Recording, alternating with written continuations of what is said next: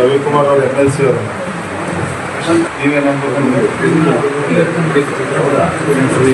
ನಾನೇ ಕೊನೆಯದಾಗಿ ಅವರನ್ನು ಮಾತಾಡ್ಸಿದ್ದೆ.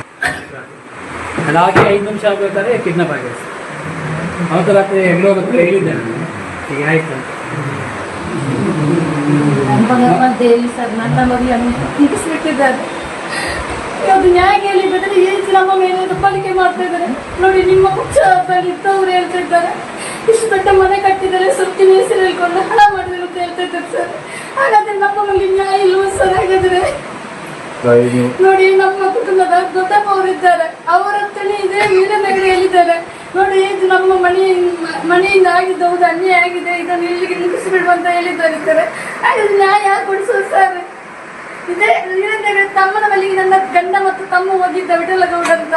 ನೋಡಿ, ನಾನು ಸೌಜನ್ಯ ಅಪ್ಪ, ಅವನು ಸೌಜನ್ಯ ಮಾವ ಅಂತ ಹೇಳಿದಕ್ಕೆ, ಹೌದಾ ಮರೆ, ತುಂಬಾ ಒಳ್ಳೆ ಹುಡುಗಿ, ತುಂಬಾ ಚೆನ್ನಾಗಿದ್ದಾಳೆ, ಇನ್ನು ನಿನಗೆ ಪಕ್ಷದವರನ್ನು ಬಂದು ಹಣ ಕೊಡ್ತಾ ಇದ್ದಾರೆ, ಅದನ್ನು ಸುಮ್ಮನೆ ಕೋರ್ಟು ಕಚ್ಚಿದೆ ಅಂತ ಖರ್ಚು ಮಾಡಬೇಡ, ಇದ್ದ ಮಕ್ಕಳು ನೋಡ್ಕೊಂಡಿರು ಅಂತ ಹೇಳಿದ್ದಾರೆ. ಅನಂತರ ತಮ್ಮನಿಗೆ ಕೂಡ ಅದೇ ಇದೆ, ನೀನು ಕೂಡ ನಡೆದುಕೊಂಡು ಹೋಗುವಾಗ ಆಚೆ ಈಚೆ ದೊಡ್ಡ ಬಂಡೆಗಳಿರುತ್ತೆ, ಆ ಕಡೆಗೆ ನೋಡ್ಕೊಂಡು ನಡಿ, ಹೆಲ್ಮೆಟ್ ಧರಿಸ್ಕೊಂಡು ನಡಿ ಅಂತ ಇದೇ ಮಾತು ಹೇಳಿದ್ದಾರೆ ಸರ್. ಹಾಗಾದ್ರೆ ಸಾಂತ್ವನ ಯಾರು ಹೇಳ್ತಿದ್ದಾರೆ ಸರ್?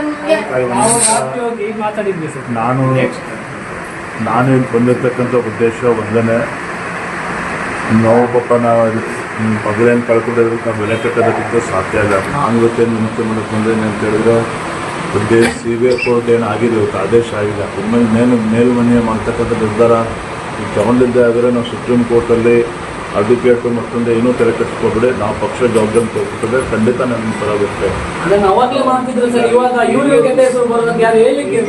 ಆಗಿದ್ದೆಲ್ಲ ಆಯಿತು, ತಲೆಗೆ ಅದ್ರ ಬಗ್ಗೆ ನಾವು ನೋಡಿ, ನಾವಂತೂ ಪಾಪ ಮಗಳು ವಾಪಸ್ ತರೋದಕ್ಕಂತೂ ಸಾಧ್ಯ ಇಲ್ಲ. ಆದರೆ ಖಂಡಿತ ನೀವು ಅದ್ರ ಬಗ್ಗೆ ನೀವು ನಿರ್ಧಾರ ಮಾಡಿ, ನೀವೇನು ಸುಪ್ರೀಂ ಕೋರ್ಟ್ ಏನು ಹಾಕಬೇಕು, ಖಂಡಿತ ನಾನು ನಿಮಗೆ ಇರ್ತೇನೆ, ಸುತ್ತನ ಖಂಡಿತ ಇರ್ತೇನೆ. ಎಷ್ಟು ದಾರಿ ಆಗಿದೆ ಅಂತ ಸರ್, ಈ ಚೀಟಿ ಇದ್ದೇನೆ ಸರ್, ಈ ಬರ್ಡೇ ಚೀಟಿ ಸೌಜನ್ಯ ದಿವಸ ಮನೆಗೆ ರಾತ್ರಿ 9:30 ಬಂದಿದ್ರು. ನಾನೇ ನೋಡಿದ್ದೇನೆ, ಅವರ ಪ್ರಾಪರ್ಟಿಯಿಂದ ಅವರೊಂದು ಬುಕ್ಕಿಂದ 2 ನಂಬರ್ ತೊಗೊಂಡು ಹೋಗಿದ್ರು. ಒಂದು ನಮ್ಮ ಅಕ್ಕಂದು, ಇನ್ನೊಂದು ನಮ್ಮ ಭಾವನು, 3ನೇ ಅಕ್ಕಂದು. ಆ ನಂಬರ್ ನನಗೆ ಇದರಲ್ಲಿ ಯಾವಾಗ ಝೂಮ್ ಮಾಡೋಕ್ಕಾಗ್ತದೆ. ಇದೇ ಚೀಪ್ ಜಾಸ್ತಿ ಕಟ್ ಮಾಡಿಟ್ಟಿದ್ದಾರೆ. ಎಷ್ಟು ಫಿಟ್ ಮಾಡ್ಕೊಂಡಿದ್ದಾರೆ ಸರ್. ಮರುದಿವಸ ಬೆಳಿಗ್ಗೆ ನಾವು ದಯವಿಟ್ಟು 5 ನಿಮಿಷ